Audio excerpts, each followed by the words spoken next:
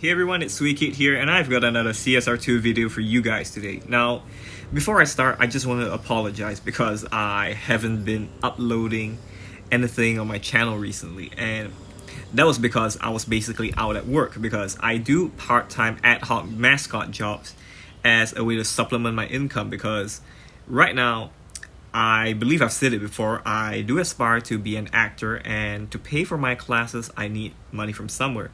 I'm not going to keep asking my family because I'm not a leech, I'm not a vampire bat. I just want to pay for the things I have set my heart on because it just feels wrong to keep begging money from my parents, my aunts, even though I could.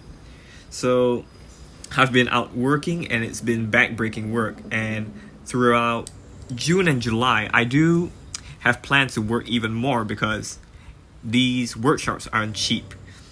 In fact, it would take me about 40 hours of work to basically pay for one workshop. But you get the point. I've been pretty busy, but I'm back for now at least, and I just wanted to bring to you a video about the current Prestige Cup car, being the Audi RS6 Avant GT, and I feel that this could be even better than the current, what I call the Tier 4 King, the Cadillac CT5V Blackwing. Because if we look at the Blackwing right here, it has basically 500-ish PP and about 2.2, maximum 2.3 Evo K when it comes to the Evo in the thousands. You get what I mean, because I've been a bit tired lately. When it comes to the RS6 Avant, you can't even get 2.4K, and that's if you put just like the Cadillac Stage 6 body, tires, transmission, leave the rest stock. It can do that, and it can also beat dyno on top of that. So all those factor in, I have to say that this car very well has the potential to be the next Tier 4 King. So I have been using it in live races briefly, so I've basically got a feel for it. But to illustrate my point, I'll be using it right here. And for your information, this car dynos around 12 seconds. I believe it's about 11.9, but it's very close to 12, so I just put at 12 seconds to make it easier to remember.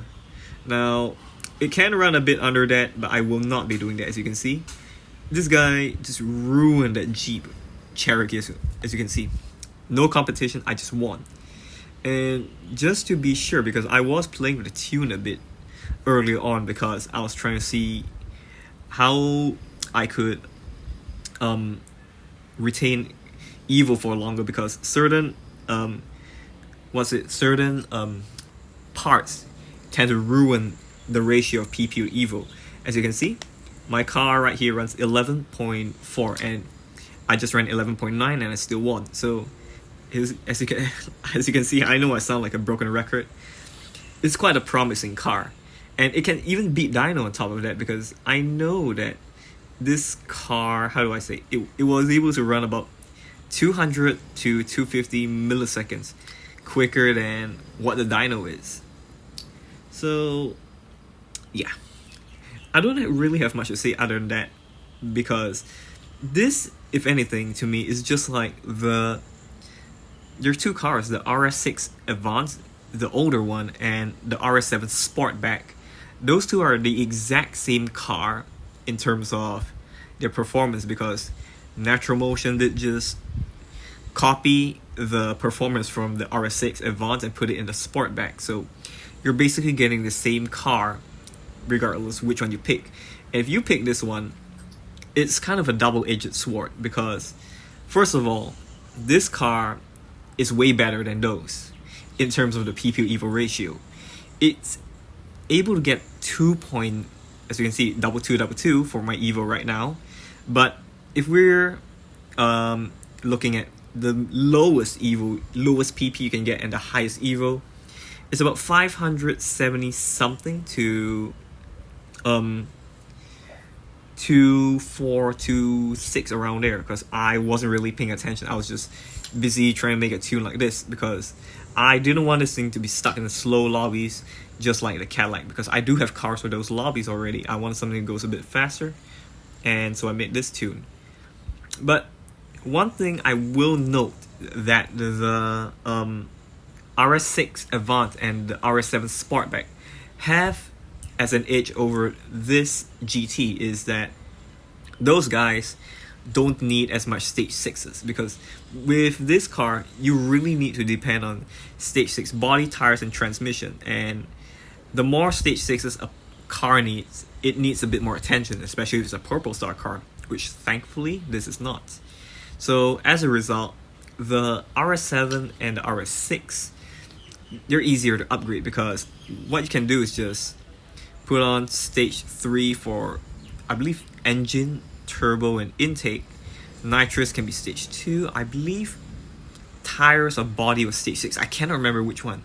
But transmission was stage 4 or stage 5. I know that stage 6 transmission on that car would just ruin it. But with this one, you absolutely need it, because the shifts are just awful with this guy if you don't have it, as you can see.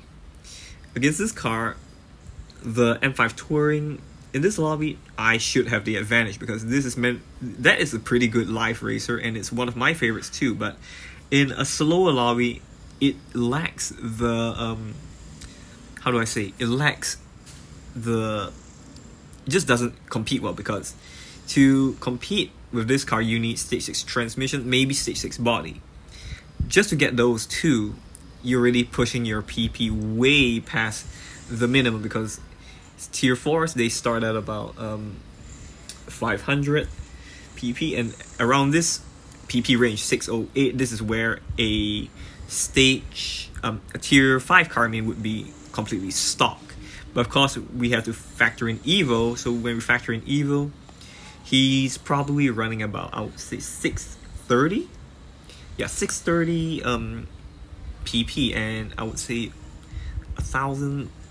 1.6k Evo. So obviously I have the advantage and I am more likely to win. Okay, this F50 right here, he's having some connectivity issues. Give me a second, I'll challenge him right back. And with that, it should be good. Should it? Yeah, it's good. But this car, oh, he was refused. Okay, I don't know what's wrong with him, because he wanted to challenge me. So whatever, I'll just move on and find someone else. The Artura.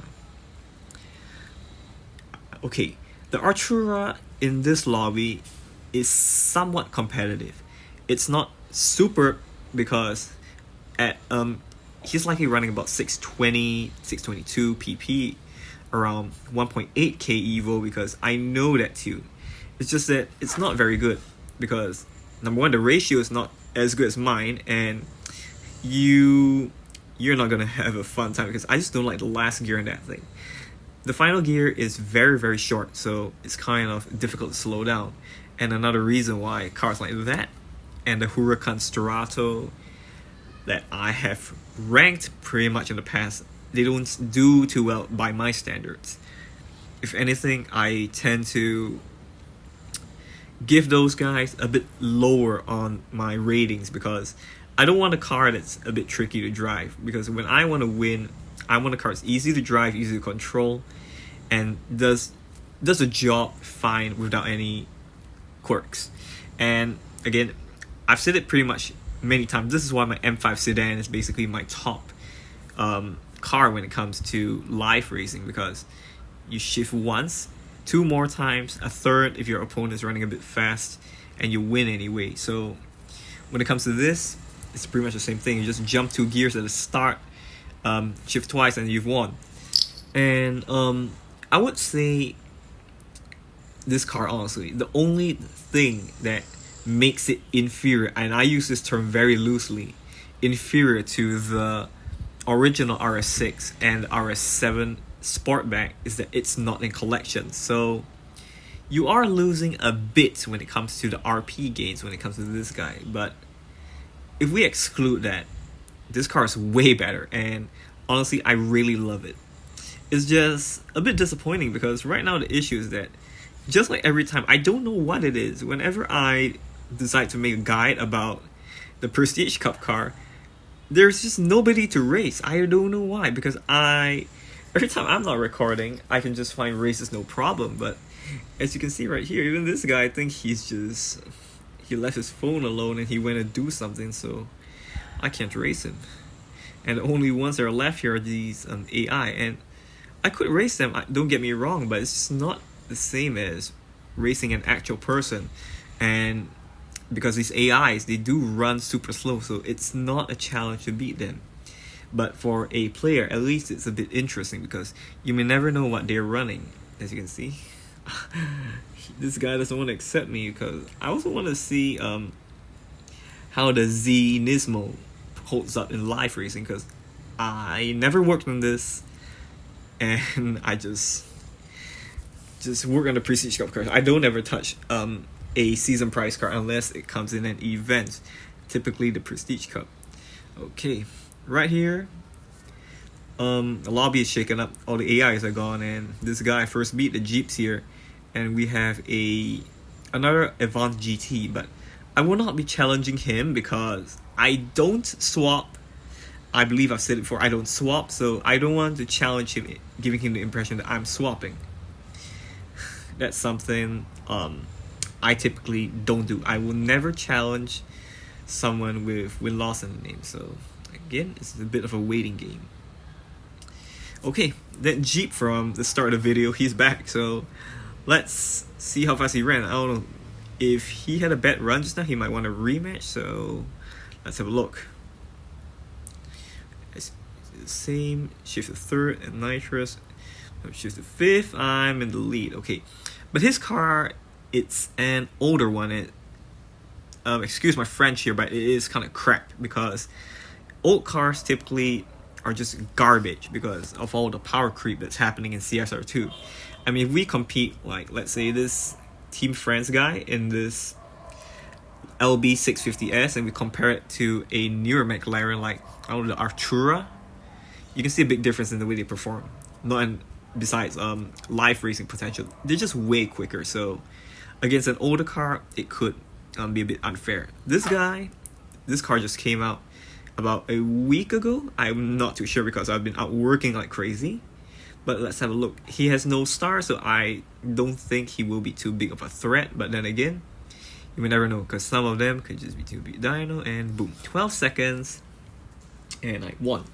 And mind you, the dyno in this car is, as I saw, because I got it wrong at first, it's about 11.48 something. I just can't remember right now. And that basically illustrates my point as to why this car is so good. Without beating the dyno, I can basically run about half a second quicker than my opponent. And if I chose to beat dyno, I could run maybe about 700, 800 milliseconds quicker than my opponent. That's pretty good. But again, I've said it before and I'll say it again.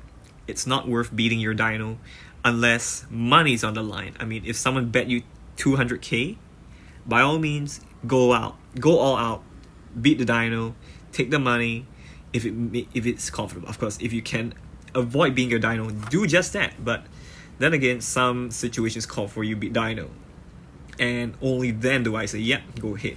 But if you're just racing a normal race like I am over here, no money's on the line, why on earth will you beat the dyno? You're just ruining your car at basically just to win that race, just to show that opponent who's boss. I don't think it's worth it. So yeah, that basically sums it up. I know I've been all over the place in this video, but I just wanted to get the point across that this is a very good car. If you don't have car credits or maybe just want something new, the RS6 Avant GT is absolutely the way to go. And as you can see, this is my tune right here. I have engine turbo intake partially upgraded, stage 2 nitrous, and the key parts are just stage 6. And of course, my tune could this is my tune, as you can see right here, but you can tweak it to your liking because you may like this car to go slower, you want to go faster. It's all on you at that point because I'm comfortable with my car right here, so I will be keeping it in this lobby 12 seconds. But then again, tweak it to your preferences and just find a spot where you like. Of course, if you just want to go stage 6 body, tires, and transmission, by all means, that's fine. In fact, you could just see that as a new Cadillac CT5V Blackwing. And yep, this is a very good prestige cup car, and I do recommend, if you have the silver keys, at least get one for yourself because it's worth it. And the last thing I will note that you might not think about is that it shares stage 6 parts with two other RS6s, as you can see at the top. Mine shares parts with my RS6R and the RS6 Avant. So if you have either car and you have parts of those, they will work on this car. And that's why my RS6 Avant GT has all the stage 6s, because I basically had a lot leftover from previously when the RS6R, the ABT RS6R was used in events. So I stocked up on parts for that car and it came into use with this car. So that's another good thing this car has going for it. So with that said, I believe that's it for this video. I've basically talked about this car being really good, and that's all I wanted to share. I mean, that's the point of the series, isn't it? If you're interested in basically videos where I pick up great prestige cup cars which can double as life racers, stay tuned to my channel, stay tuned to this series, because I just don't like it when the prestige cars are just crap. I mean, have you seen 2 seasons ago with that stupid ASC Camaro? Oh, that was a pain. But it really makes up for it when you get great life racers that are prestige cup cars like this, the R6 Avant GT. With that said, thank you so much for watching.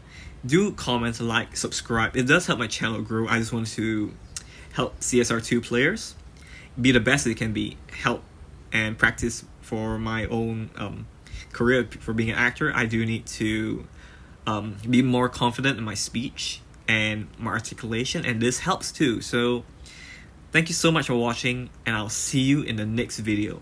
And here's a little spoiler. It's not going to be too good, and it will be about CSR2's 9th birthday.